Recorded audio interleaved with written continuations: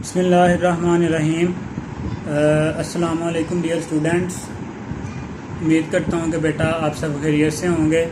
Welcome to the Lahore garrison junior and upper school and welcome to general science class. बेटा chapter number आपके पास 3 biochemistry and biotechnology और page number है आपके पास 30 और जो टॉपिक बेटा आज हमने डिस्कस करना है वो है कार्बोहाइड्रेट मेटाबॉलिज्म। ठीक है, तो बेटा सबसे पहले समझें कि जो कार्बोहाइड्रेट्स हैं हमारे पास जो मेन सोर्स ऑफ फूड हैं वो हमारे पास क्या हैं, कार्बोहाइड्रेट लाइक गंदम, चावल, मकई। ठीक है, ये सारी की सारी जो चीज़ें आपके पास ये क्या हैं, कार्बोहाइड्रेट्स हैं। तो सबसे पहले मेटाबॉलिज्म की तो बात हम बाद में करते हैं, पहले इसके सोर्सेज की तरफ देख लेते हैं कि इसके सोर्सेज कौन कौन से हैं आपके पास। What are the sources of carbohydrates. ठीक है, तो वो है बेटा आपके पास wheat, rice, maize and the corn.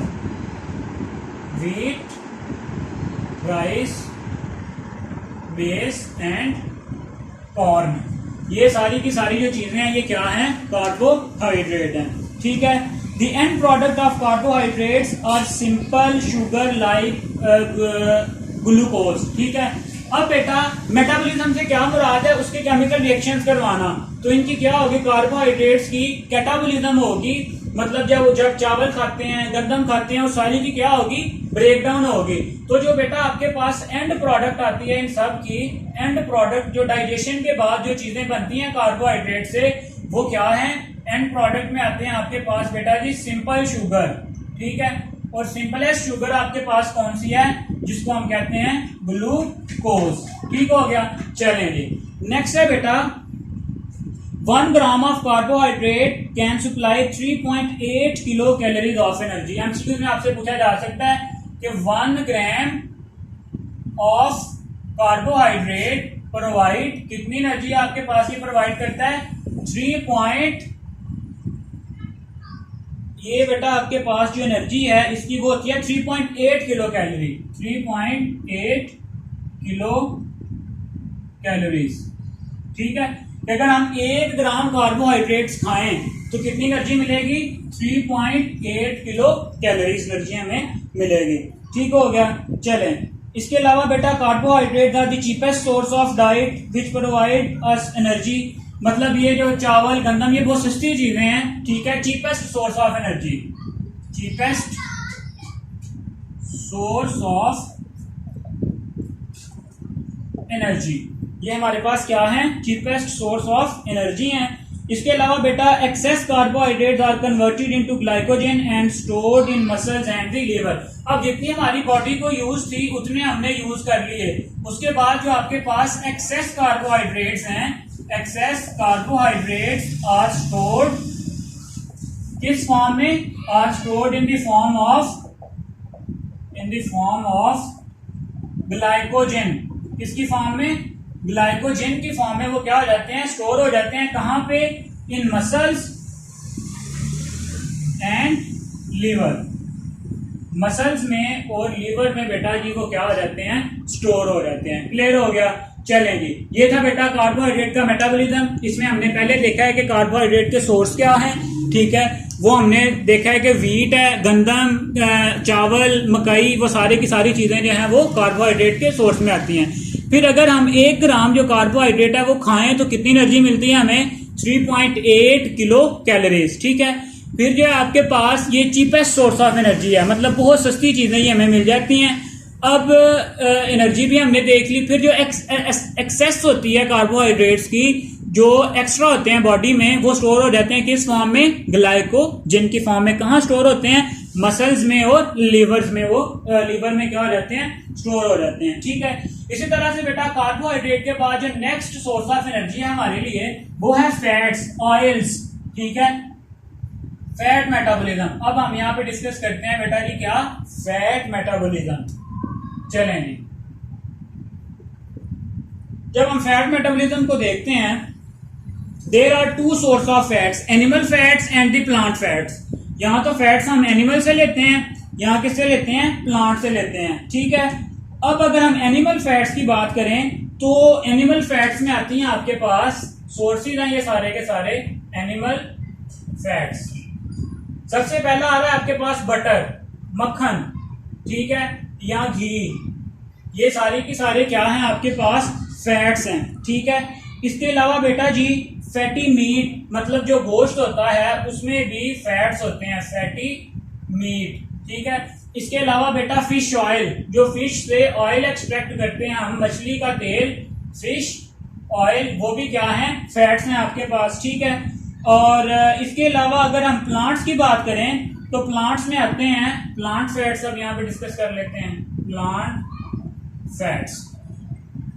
उसमें आते हैं जी आपके पास क्या क्या, ओलिव ऑयल, कोकोनट, मेज, सोयाबीन, पहले आ गए ओलिव, फिर आ गया कोकोनट, फिर आ गया आपके पास मेज, इसी तरह से जो है सोयाबीन। ये सारी की सारी जहां से हम जिनसे तेल निकालते हैं मोस्टली, ठीक है, सोयाबीन, ये सारी की सारी जो चीजें हैं ये क्या हैं, प्लांट फैट्स में आती हैं, ठीक है।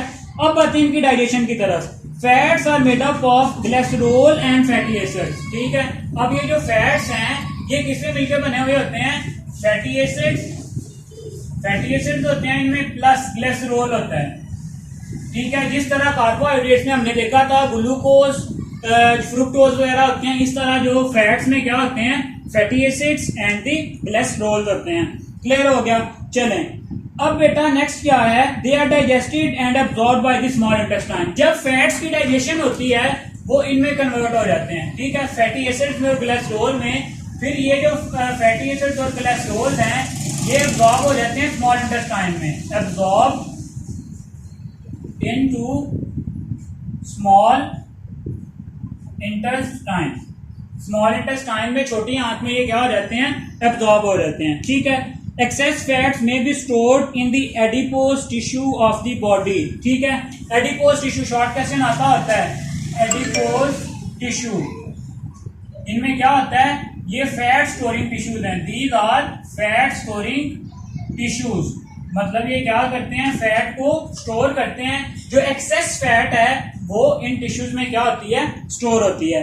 ड्यूरिंग ग्लूकोज डेफिशिएंसी और स्टार्वेशन फैट्स आर, अब देखें जो मेन सोर्स है बॉडी के लिए वो है कार्बोहाइड्रेट, एनर्जी का सोर्स। लेकिन अगर कार्बोहाइड्रेट्स प्रॉपर अमाउंट में ना हो तो फिर ये जो आपके पास फैट्स हैं हम इनको भी एज एनर्जी सोर्स क्या कर सकते हैं, यूज कर सकते हैं for the process of respiration. चलें, ये हमने फैट मेटाबॉलिज्म भी डिस्कस कर लिया। ये सारे के सारे बेटा शॉर्ट क्वेश्चंस हैं।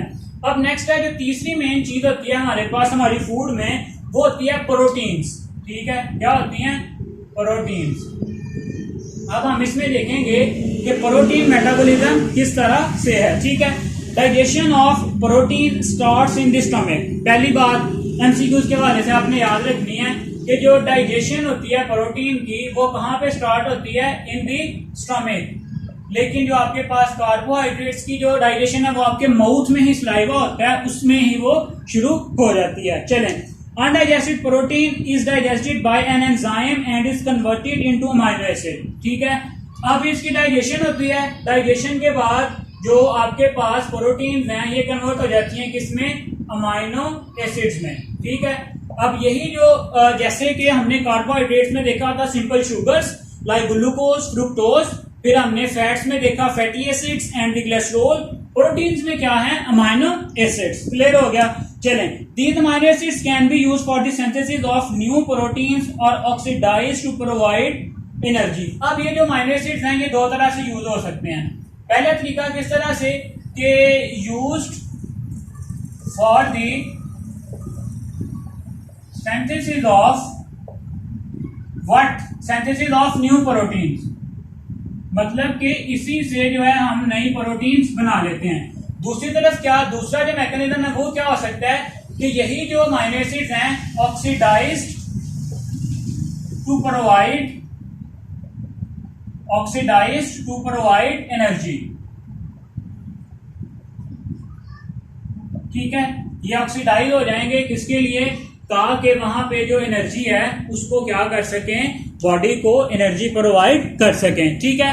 चलें, इसके अलावा बेटा एक दो चीजें और इंपॉर्टेंट है यहाँ पे, वो ये हैं कि other than this during the deficiency of carbohydrate proteins are effective source of energy. During the deficiency of carbohydrates, proteins are good source of energy। ठीक है, चलें तो बेटा यही आज के लेक्चर में हमने डिस्कस किया है कि कार्बोहाइड्रेट मेटाबॉलिज्म क्या है, फैट मेटाबॉलिज्म क्या है, और इसी तरह से जो आपके पास प्रोटीन मेटाबॉलिज्म है वो किस तरह से हो रहा होता है। ठीक है, चलें इसी तरह बेटा जो नेक्स्ट है आपके पास वो है एंजाइम्स। एंजाइम्स के बारे में भी हम थोड़ा सा इसी लेक्चर में डिस्कस कर लेते हैं। अब बेटा हम क्विकली मूव करेंगे, पहले ही हमारा सिलेबस बहुत पीछे रह गया, तो अब आप बेटा साथ साथ मेहनत करें। तो जो नेक्स्ट आपके पास है वो है एंजाइम। एंजाइम्स क्या हैं? तो बेटा एंजाइम्स आपके पास ऐसे कंपाउंड या ऐसे बायोलॉजिकल मॉलिक्यूल्स हैं जो किसी भी केमिकल रिएक्शन को कैटालाइज करते हैं। ठीक है, बायोलॉजिकल कैटालिस्ट्स हैं ये आपके पास। क्या हैं? बायोलॉजिकल कैटालिस्ट्स। बायोलॉजिकल कैटालिस्ट्स हैं। ठीक है, कैटालिस्ट से मुराद कोई भी ऐसी चीज है जो किसी भी केमिकल रिएक्शन को स्पीड अप करती है। क्या करती है? Speed up.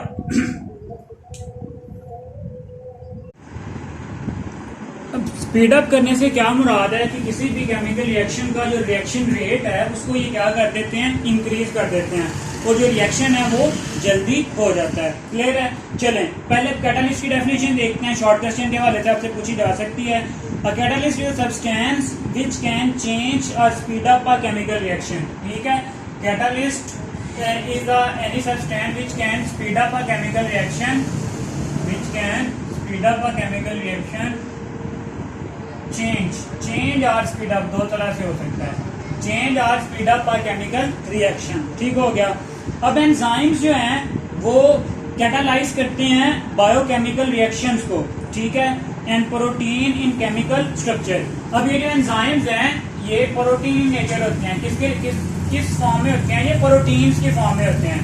Enzymes are protein, और ये क्या करते हैं? कैटालाइज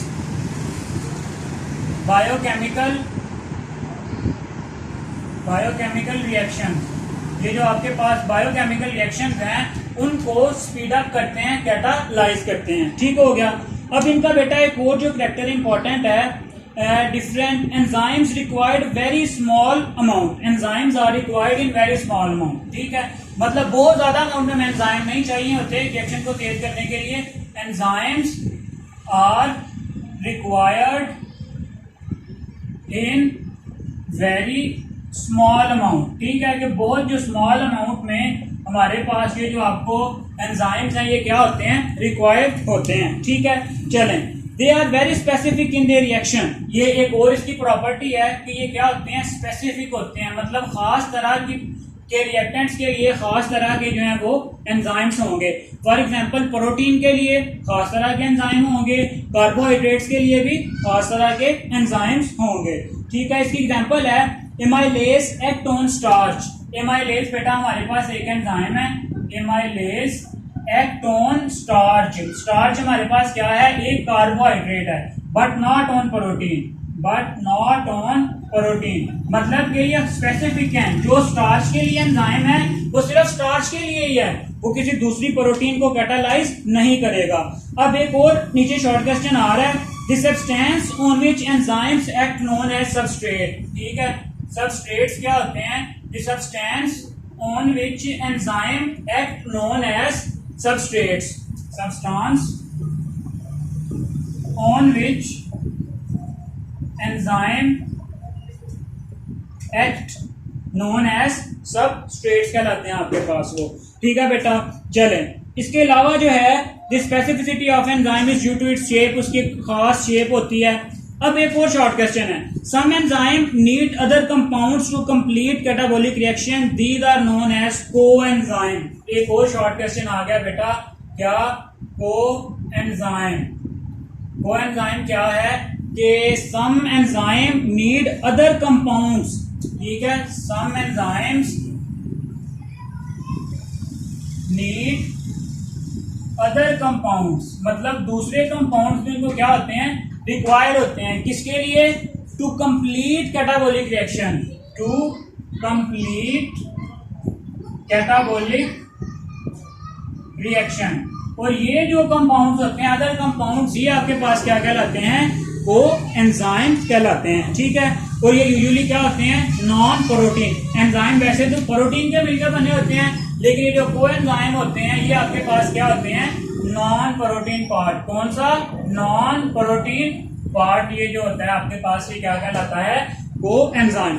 इस तरह से role of enzyme in our daily life. बेटा एंजाइम हमारी जो है डेली लाइफ में बहुत ज्यादा इंपॉर्टेंट रोल प्ले करते हैं। तो क्या क्या रोल प्ले करते हैं बेटा, हमारी इंडस्ट्री में, हमारी केमिकल्स अद्वियात बनाने में, फार्मास्यूटिकल में, ठीक है, चीज की प्रोडक्शन में, या हमारी फूड में, मीन्स के हमारी लाइफ की जितने भी प्रोसेसेस हैं ऑलमोस्ट उन सब में ये जो एंजाइम्स हैं ये अपना रोल क्या कर रहे होते हैं, प्ले कर रहे होते हैं, ठीक है।